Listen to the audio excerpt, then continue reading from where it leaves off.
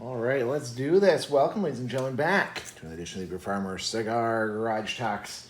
How's everyone doing tonight? Doing pretty good. You guys probably saw the last video if you watched it. The one about, it wasn't interviews, it was the Rides Again video. I was kind of complaining about my camera, and I thought it was giving me some poor image quality. Turns out it's just the screen kind of goes into this dim mode on this new phone. So the image looks really dark, but it actually looked pretty decent in editing, so. Still using the new camera. I might switch back to my old one for logistical reasons.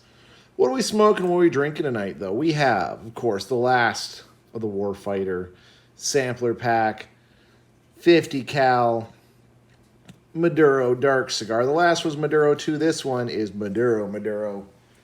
Very dark cigar, very flavorful. I don't think there's any other descriptors on this one. I know they each have another name. The Garrison. Interesting. Okay. Very dark cigar. I'm getting into Maduros a little bit. I do like my Connecticut's, my lighter cigars, but you know what? Those Maduros do have their place. For the beer, from Bell's Brewery in Comstock, Michigan, we have the Kentucky Mule. Bourbon barrel-aged ale with ginger and lime. All right, folks. I think I'm going to make it my goal here soon to start buying beers that don't sound weird and aren't on sale. But we'll see how this one turns out. It's another barrel-aged. Hoping the ginger's a little bit on the soft side. The lime's a little more stronger. Let's give her a taste here. All right, that's pretty good. That's good. I'll give him a pass. That is a Kentucky Mule. If you've had the drink, usually served in a copper cup. Guess I should grab my copper cup. So what are we talking about tonight? Well, for the last EMS war story, it's not really a story. It's more of a general topic. Let's talk about EMS friends, huh? It's really interesting. Travel throughout the country, hell, even throughout the world. You meet someone else who's a paramedic, you kind of know what you're going to get. You kind of know the type of person they're going to be. The more and more medics and EMTs and other EMS people I meet, the more I find this to be true. Sure, we might argue on protocols, procedures, what an ambulance is supposed to look like, what it isn't supposed to look like, yeah, all that stuff. But at the heart of it, you know what you're going to get. You know you're going to get someone who cares about the person. You know you're going to get someone who will have your back in a call. It's powerful, really. Good example of this, I call him my good buddy, Clancy. I mentioned before, he's actually one of the ones who he started a podcast and a blog, but way before I did. Kind of gave me the confidence to try it myself, see if I was any good at it. I'll leave the judgment up to you fine folks, whether or not I'm good at this or not. Again, I'm kind of doing it for me. He ran a business. He did some comic strips. Does stand-up comedy. Great guy. I've never met him in person. One of these days I'm hoping to.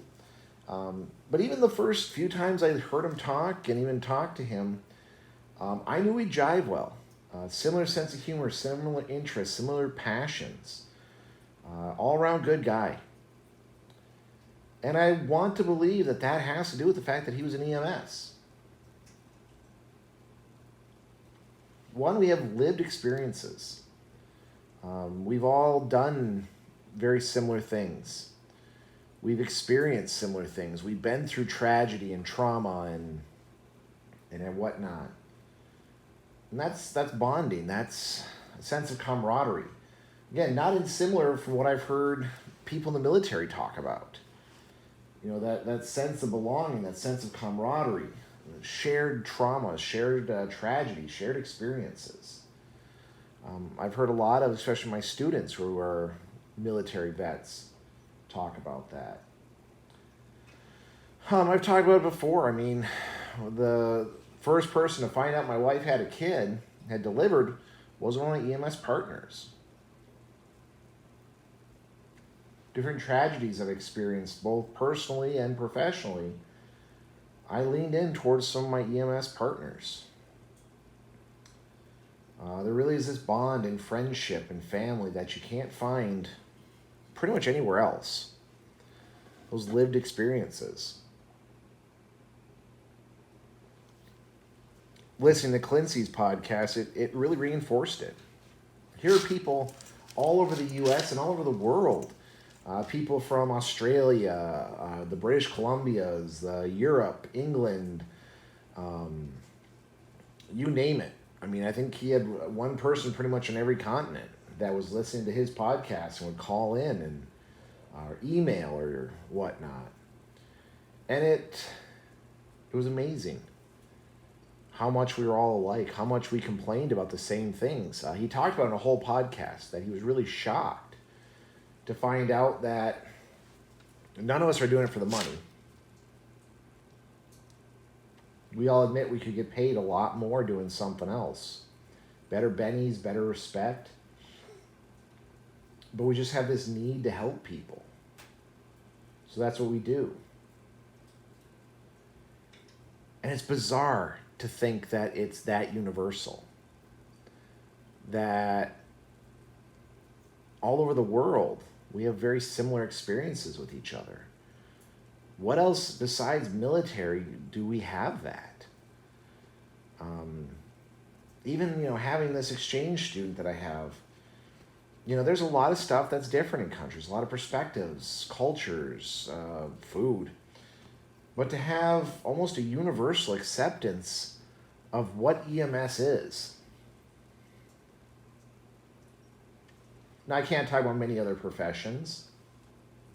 Maybe that's true. Maybe engineers are all treated very similar throughout different countries and whatnot. Maybe they all have the same types of complaints and issues. It's very possible. It's very possible. I've never heard anyone talk about it. Maybe we're just more chatty in EMS, right? We talk it up more. We lay it all out there for each other. But it's unique to have these very similar experiences and be able to talk to people. Well, anywhere in the world, if I meet another medic, I can talk to them, socialize with them, and relate to them. It's a neat feeling. Neat experience, really, to be able to do that. Now, I'm not going to say that every single paramedic out there is a good, wholesome individual. I'd never say that. I've known a lot of D-bags and a-hole EMS providers. I know quite a few I wouldn't give the time of day. As my father-in-law says, even if your mouth was on fire, I wouldn't piss on it to put it out. I've known quite a few people where they fall into that category. But there are a lot of common characteristics and traits of people in this profession. Stuff you can hang your hat on. I've worked with a lot of those complete a-holes. But when push came to shove and we had to get the job done, they did usually get the job done. Again, it's not universal. I'm not going to tell people that if you meet someone who's in EMS, you can trust them emphatically. I'm just saying that if you're in this field, you and me might have a few things in common, a few similarities. We might have more than a few things in common to talk about, or gripe about, or bitch about. That's a neat feeling.